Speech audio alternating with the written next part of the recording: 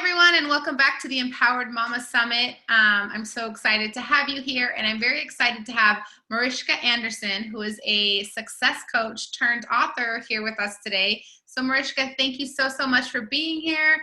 And if you wouldn't mind sharing with the mamas who are tuned in, tell us a little bit about what you do, and yeah. Okay, well, thank you very much for having me. This is exciting. I am a writer. I'm collating and putting together all of the work that I did as a success coach and putting them into books to make them really accessible, but also because I want to get into young adult fiction a little bit or a lot of it. So just getting that, I want to still have a voice in the success coaching sort of industry, I guess. And it's really great because I get to say all of the things that I might not have been able to work with clients on or whatever. So yeah, long story short. Very awesome. Yeah. So I'm sure that we're going to touch on it, but you know, the kind of, as we get into it, but let's go, I'll start with the main question, right? This topic is, the summit is based around discovering your power and living with intention and a purposeful life, but most importantly, creating a legacy. So what does legacy mean to you? And I think you have a book around this topic as well, right? I do. Yeah. Thank you for mentioning that. Oh yeah. The whole series is called Unfurled because my coaching was Unfurl, or the group program that I used to run was Unfurl, and it's Unfurled, Your Vision and Legacy. But legacy to me is simply the impact that we each have on the world. Now, whether or not that's taken to the extent that you help people take it to, right? Like a big, like maybe foundation or something, some like big concrete thing they can really offer, or if it's just what they bring to the world other than purpose is like how they make people feel. So yeah, the impact. I came to that realization when I was just using my own little archetypes to sort of figure out legacy for myself. And I realized it's really just who we have been and then how we want to continue with that, and whether or not it's the same thing, I guess, is where I guess a lot of people have trouble with it. So yeah. Yeah. And, I really like the fact that you touched on this idea of kind of, whether it's a small impact or a big impact, it doesn't really matter. What I tell a lot of like my clients when we talk about either charitable giving or if it's coaching is that it can be as simple as going to your elderly neighbor's home and providing dinner for them every day, or keeping them company, or collecting their mail, to trying to figure out how to solve world hunger, right? There's such there's two different extremes, and anything that falls within that is your legacy, and there's no right or wrong way to getting there or to doing it. Right, I so agree with that, and that's why I kind of came up with the archetypes, because once you've grabbed yourself an archetype of your legacy, you can expand that. You can go huge with it or tiny with it, but it's all the same thing, just at different levels. So I don't know if you want me to. Yeah, well, can you tell us a little bit about, Okay, because it's actually why I went from being a success coach to an author. Is that the moment that I figured out, oh, this is what it all means. And that's, I was looking at all my past jobs and like roles, not necessarily just jobs, but all my roles in life up until it was last year, August, I think it was August last year. But anyway, I was looking at all the roles up until that point that I had, and they all seem to come under an umbrella of the savior. And I was like, oh God, it sounds so grandiose, but it's just like, that's what they all kind of look like together. I used to work in healthcare and got a PhD in sustainable agriculture in order to like help with the like whatever's going on with food in the whole world at the moment, blah, blah, blah. And that's all worthy and great, but coaching and what I wanted to do didn't fit the save you, right? You can't save people by coaching them. Right. You can only get them to be more awesome than they are themselves, like by empowering them to do that. Well, they empower themselves, but inspiring them to empower and themselves. And I realized I either need to figure out what I'm doing here, or I can't keep doing coaching as the savior. That was my impact. That was my legacy at the time. So I looked at what I do want to do, and I realized, oh, I don't want to be the savior anymore. I want to be the inspirer. I don't want to drag people up from crappy to neutral and being able to get on with life the way everybody can. I now want to take people who are feeling fine, but they want awesome or extraordinary, or they want to do crazy things. And so I was like, oh, do I go with the inspire? You know? So that's my new archetype. I looked at everything, came up with my own for past roles, and went, nah. And decided that I can do more as an author than a coach, because it's easier. You know, someone can buy a $4.50, $4.50 book and read all the stuff, rather than me like desperately trying to tell them all the things. Like a crazy person. The mindset and all of the things that come up for them. Yeah. I can do that, make money from that, and go and be inspiring myself. Go and do all of that. What I really want to do. I get to lead by example as an inspirer, rather than trying to carry people as the savior. Yeah. Yeah. I love that. And now, are there other archetypes that you've kind of come up with, or these are just your two? No, I highly recommend that people come up with their own archetypes, because there will be a role that comes up that you see yourself playing over and over up until the point, and you get to decide what role you then want to play. Yeah. But like, for example, my archetype's the savior and the inspirer. As the inspirer, I can do anything from like helping people see their own awesome by just taking them on a hike and seeing them, they can realize how strong they are, or I can start a whole foundation or whatever. That's what I mean, really, just that one word. I can fit everything in with that, but it's very personal, even though other people might have the savior and the inspirer too. Yeah. So I encourage people to come up with their own. Okay, you hear that, mamas? You guys need to dig deep and kind of come up with your own archetypes. Figure out, and I think that's actually a great topic on, which will lead into our next question about purpose, right? And how, for me, it's I find that there's not just one purpose in this world, and you kind of go through seasons, which are also like those archetypes, and it's always a period. You're always growing and changing based on environmental circumstances, or the people that you surround yourself with. So I think that that's kind of a great point, that there's not just this one thing, there's not just this one person or this one archetype that you fit into, that you're constantly transitioning, or maybe you're a combination of all three at once, or two at once, or whatever it is that you come up with. There's no real right or wrong answer to that, just like there's no real right or wrong answer to what your purpose is. And so, based on this idea of purpose, what would you say, or why would you say that living with purpose and, an intention on a daily basis is so important? And do you have any tips for the moms that are tuning in? Yes, I do. Purpose is everything. Yeah. When I first ever started coaching, this is just a little background, sorry, but it helps. When I first ever started coaching, I just did this flippant little life purpose session before the new year, and I think I charged like $30 something like that, just for the session. And as we went through the sessions, and I realized this isn't just this cute thing that people do every year for a New Year's resolution. That's kind of how I put it across to start with. It's everything. Purpose is so important because it's who you are fully expressed. So who you truly really are, as much as you're able to allow yourself to do that, and there's so much that comes under that, right? Like self-respect and self-love and just embracing who you really are. I mean, imagine if we could all do that, and imagine if our kids saw us all doing that. Oh yeah. So I think I think it's the most important thing, because I think that's why we're on the planet, is to be as fully expressed as we can and be as fulfilled within that. And I think if we're fully expressed, then you're pretty fulfilled, right? Yeah. I love that. And so what are some tips that you have for the moms? Yeah.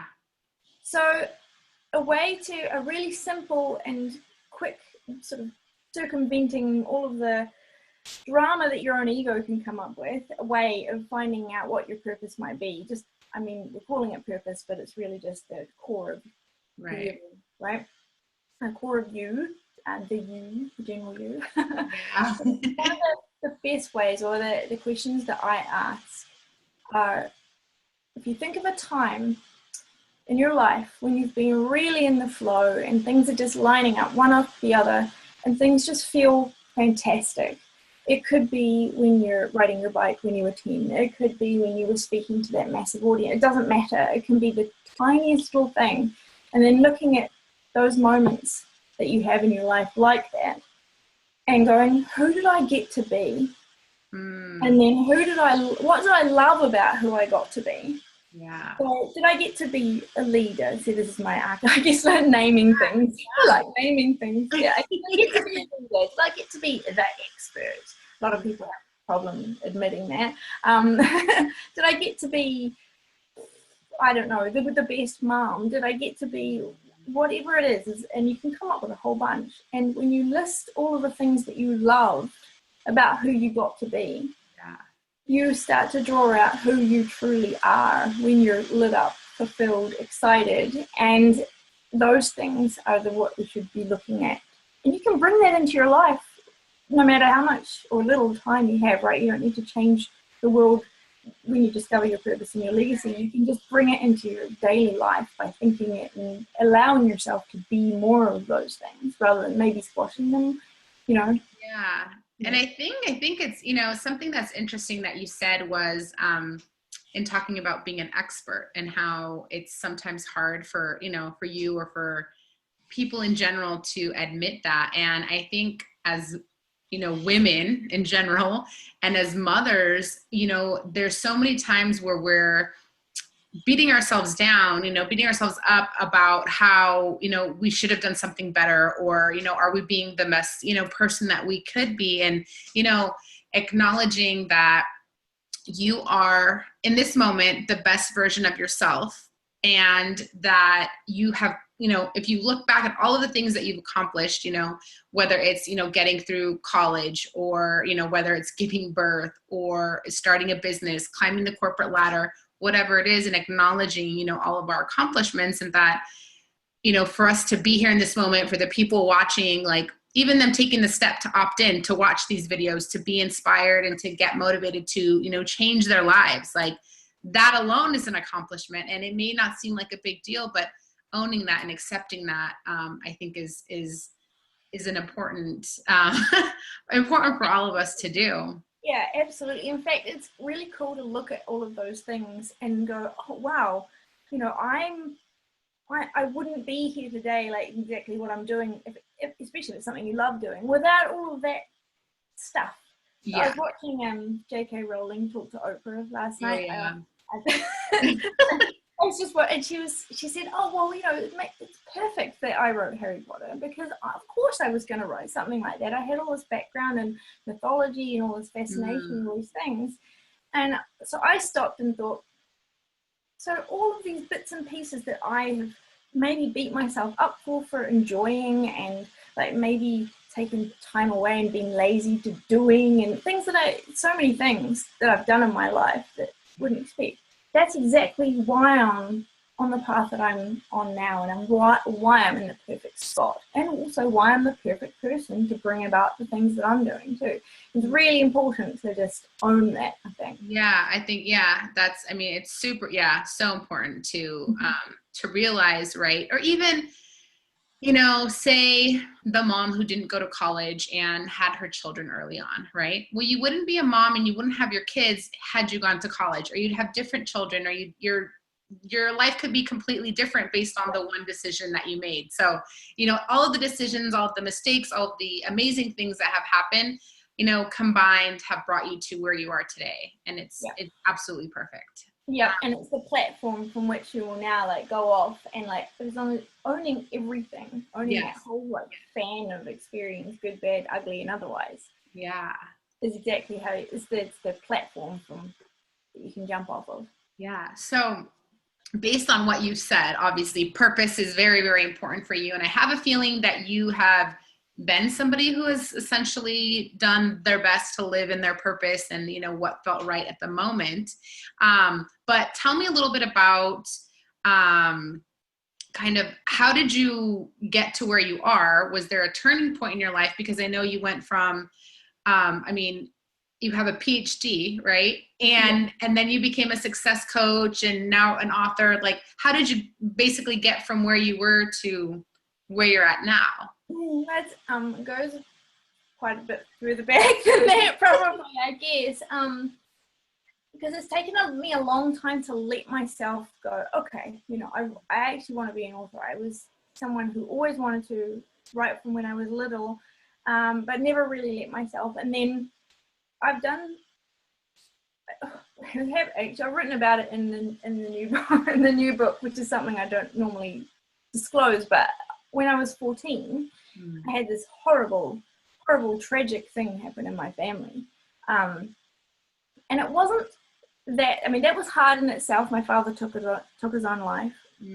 Clearly a terrible time. Yeah. But what struck me even then was how society and how other people thought I should then be. And that I should then be this downtrodden. I mean, if society had its way, I'd be a drug-addled prostitute by now. And so I made the mindful choice back then to just choose me, choose success. There are no shoulds. I mean, I should have had a dad, right? But that wasn't going to happen. So maybe then they were wrong. Them were wrong about a lot of things, and I could do whatever I wanted. So I did some. I got expelled from school after that. And then things like that happened. But I never let it stop me. I never let it define me as like, a loser. Right. I always went, no, even though society would have me classed as that, I always chose no, even when it was hard, and did what I wanted to do. No, it has taken me a while to find my purpose and legacy and all of that kind of stuff for me now, but that strength and power in saying I get to decide, I'm going to choose, that's what's led me here, really. Yeah. Yeah. I love that. So incredible. I keep getting like these truth bumps while you're speaking. But it's this idea, right? Because I think a lot of the women who are here have kind of had, or would have essentially have gone the opposite route, where they listen to society and what society says they're supposed to be and what they're supposed to do and how they're supposed to act. And now they're either in a 9-to-5 that they're miserable in, a corporate job, or, whatever it is, they're in a position where they're now at a point where they need to change and reconnect with the woman who they were before they became a mom or a partner, or the woman or the teenage girl they were before society told them who they were supposed to be, right? And so I think that, I love that that you have essentially been challenging these societal norms forever. It took me a while. It wasn't until I really turned 30. I tell people I was such a great student. I did everything that I was supposed to do. I followed, I was the first in my family to go to college. I was the first in my family then to go to law school, and I became an attorney, which is a very, a prestigious career. And then I got to 30 and I started my own practice, and I was like, is this it? I did all of the things that I was supposed to do. Right. And now it's like, okay, I was in a long-term relationship, and I was like, okay, well, I guess the next step is marriage, and then a family, and then buy a house. And I'm like, do I want all of those things? Like, am I okay with where I'm at? So it took me essentially 30 years, well, maybe 25, right? 5 is when I started school, and that's when things, kind of, you're taught to do certain things. And but it took me, 25-ish years to figure out, like, well, what do I want? Like, this is what everybody says I'm supposed to do, but how many years back does it go that they say, this is what I'm supposed to do? And so challenging it. And I remember being in high school. So in high school, I wanted to be a teacher, and then I wanted to be a linguist because I was always fascinated by words. And I was like, who says that blue is blue? And how far back does it go? Because if you go to, like, the cavemen, and, you know, are they writing blue in blue ink? Like, where do these words come from? And who said that this has to be, why can't blue be green, or why can't blue be red? And so I remember asking these questions and getting looked at like I was a little bit, you know, loony. And so I was just like, okay, forget it. Like, let's just do what's easier. Right. And so I love that you know, you bring that up. And so how did you go? Like, so you got your PhD, right? Because it was something that you were passionate about, or was this like a should, or what was that? The motivation behind that was not my proudest motivation, I'll be honest. I was working at Stanford University, like School of Medicine. Oh, that's so close to me. Yeah, I know. I was going to say, you're in San Mateo, right? I used to be in Oh. Yeah. And so I was working there as a researcher and had my career, and had a long-term relationship that I was in then too, and had my work visa that I worked so hard to get, and blah, blah, blah. And that was pre-PhD, this next that you're asking about. And suddenly it all just went. I came back from a holiday, and the people that I was working with had published a whole bunch of stuff that I had written without my name on it. I didn't know that I should have got a lawyer at the time. I was, you know, like just on a work visa. I was just like, and they were already, it was just all turning to custard. Relationship turned to custard. I came back from a 7-week trip to Turkey, which was fabulous, with him. And he asked me, oh, so did you guys talk about getting engaged? And I was like, oh my God, that didn't even occur to me. What am I doing? What am I doing? So I flew home to New Zealand in a big, like,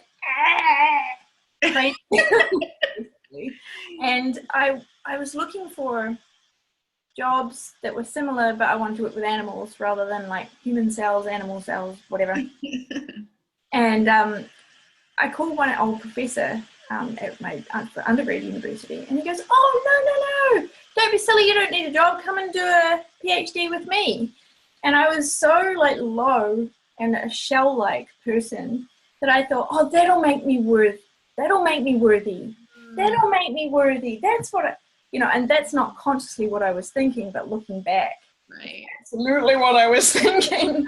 And because I had that moment when I got out of my PhD, that was when I was 30, and I started it about 6 months after, and I got a massive scholarship. So I was all like, oh, this. And I was so proud of getting it at all, because I hadn't had a background in sustainable agriculture or ecology. So I was very proud of myself. My ego was like, full. But as I went through, it was one of the most humbling experiences of my life, because I learned how little any of us know about anything, especially how little I knew about anything. And when I finished, and I remember the moment, I was defending it. We had to defend a science PhD in New Zealand, and I'd been given the big speech, welcome to the scientific community, by all of the men around the table. And I burst into tears because I didn't think I was going to manage it. But anyway, it was a very, very cool moment, sort of. And as I got up to walk out of the room, and I was like, you know, wanting that, where's the feeling? Where's the da-da-da-da feeling? And it wasn't there. And I was like, oh, crap. If this doesn't give me that feeling, what is going to? And that started a journey, a big journey. And you know how these things always kind of roll into each other. Yeah. So, that's what started. So, from that point, what prompted you into the coaching, or was there kind of an up and down, and how did that work? Because I think that's very important, right? Where, because I had a similar experience, and I was like, oh, I'm in law school. Like, this is awesome. Like, people would love to be in law school. They would love to pass the California bar exam and start their own practice. And here I am feeling like, meh, like this is it. And realizing at that point that no degree, no external validation, no acknowledgement from anybody else was going to give me that feeling, right? It was all going to be kind of this internal work, this claiming of my own power and knowing my worth and value that would give me that dun da da da feeling. Right? Yeah. So how did you go from PhD where you're like, what the heck is happening here, to success coach? I was doing some consulting for some of the, I worked in viticulture. The PhD was based in sustainable agriculture under the umbrella of viticulture. And I was working with some very old school farmers and wine growers who were wanting to change and have sustainable practices. They could see that was a good marketing thing. They could see it was a good thing for their families. A lot of them lived on the grounds, getting rid of pesticides in their family, all good. But they couldn't get their heads around a different way of doing something to get what they wanted at all. They couldn't see, not the how so much, but they could, that's why they couldn't see how this different way was going to yield them the same security that they already had. Right. So a lot of what I ended up talking with them about was mindset and getting them out of like control and like into more adventure and curiosity and trying and being innovators rather than old school traditionalists. And I slowly got into it, and then I kind of stumbled upon coaching. I was at a summit, actually. I signed up to a summit. I don't know what I was doing online looking for any. I wasn't looking. I mean, it came up, I don't even really remember how. And I signed up to the summit, and there were people like Steve Chandler and Rich Litvin and Michael Neal, all talking about getting people from a place of and not muchness and not feeling much insideness to that adventurous curiosity. I call it excited anticipation, that feeling, like Christmas morning feeling. Right. And I thought, that's how I want to feel every day. And then the more I just explored, the more I realized that's my purpose. I want to help people feel that Christmas morning feeling, like that. What's going to happen? I don't know. Oh, yeah, just before you remember it's Christmas morning, right? Like split second, something great's happening. Yeah. I want people to feel it all of the time, but it's all in here. Yeah. And a lot of those traditional farmers would go from, once they made the switch in their minds that they're innovators, that they're, that was their legacy, right? Traditional farmer. Now they have to be the innovator. Now they have to be the scientist, the experimenter, the explorer. As soon as they made that switch, everything changed for them.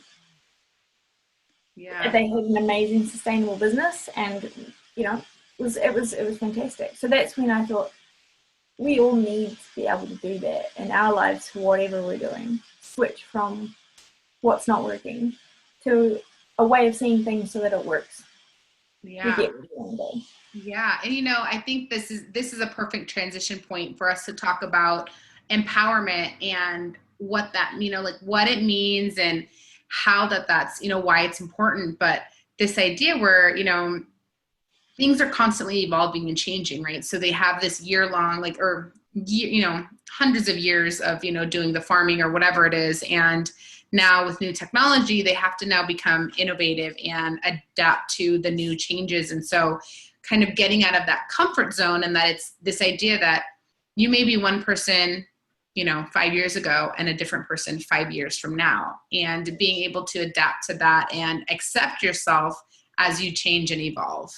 And so with that, what does, being empowered mean to you? And then why is owning your personal power and essentially what you want so important in creating in a legacy? Right. Empowerment means to me, I guess, the literal etiology of the word, to be in power. Yeah. Have your own power. And I think that I was thinking about this a little bit earlier, and I wasn't quite sure how to put it.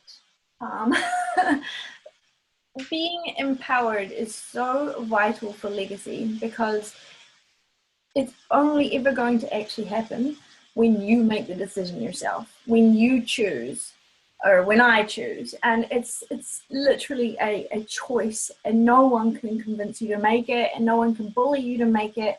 And as soon as you make it and just go, quite often it follows a fuck it moment, right? Like, and you have to get to that point to do it.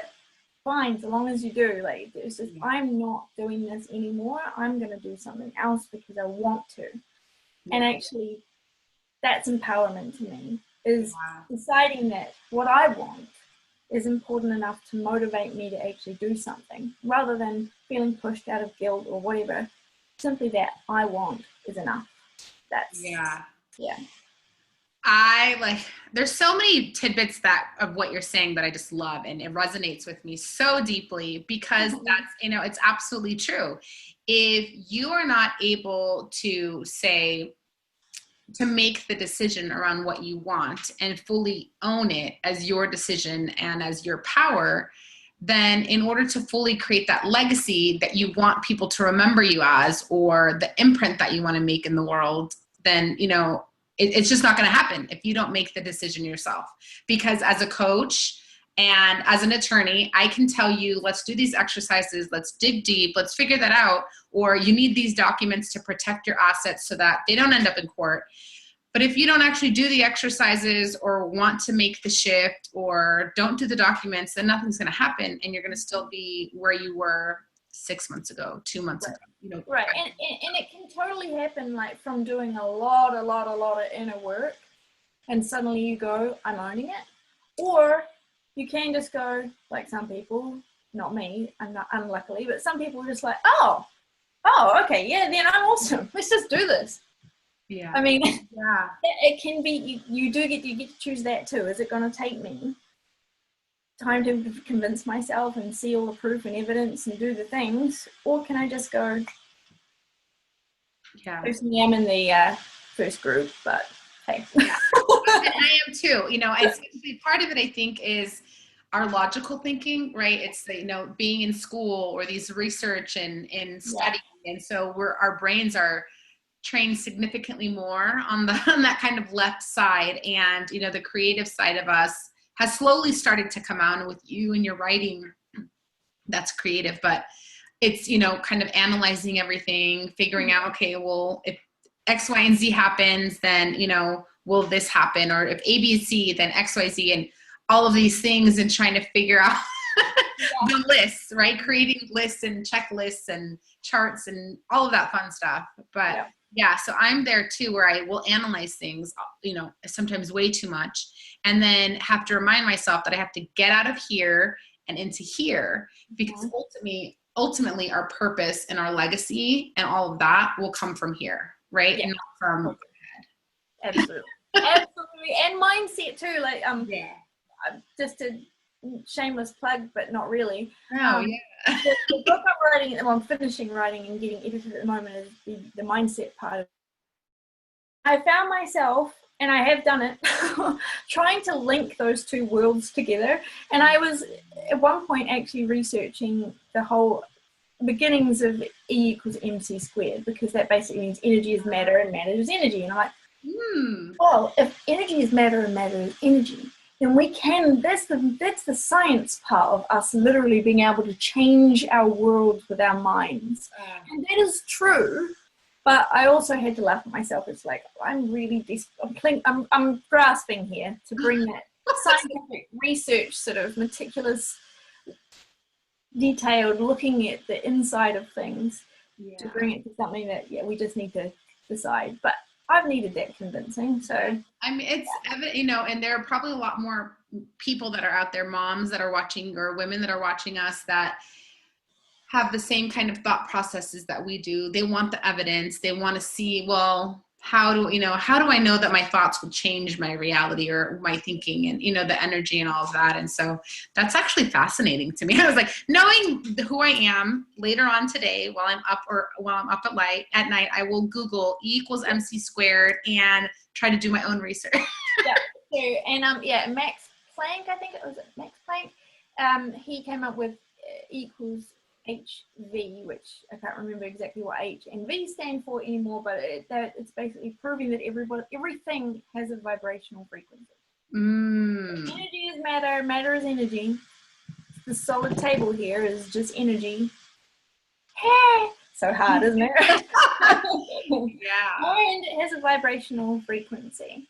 And those two things are really, I found them really helpful actually in my own mindset stuff, because I'm like, right, this stuff's been around for a really long time. And these guys knew this stuff. So how can I bring that so that to convince everybody as well as myself? Yeah. Yeah, it's fascinating. Yeah.